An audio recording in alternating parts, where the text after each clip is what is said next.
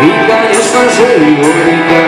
Руководитель был Николай Пыгин. Он умел играться на баяне.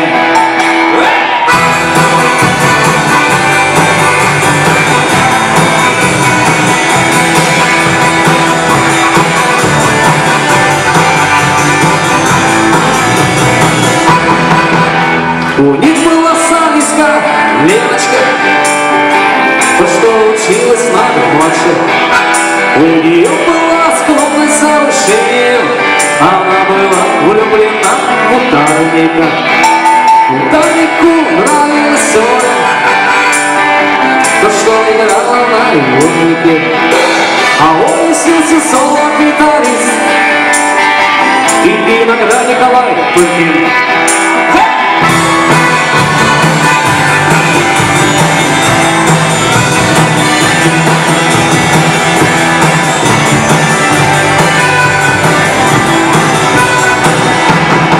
Учитель пения хоть был и женат, имел роман с географичкой. Об этом знала вся школа, не исключая младших классов. Он даже хотел развестись, но что-то его держало.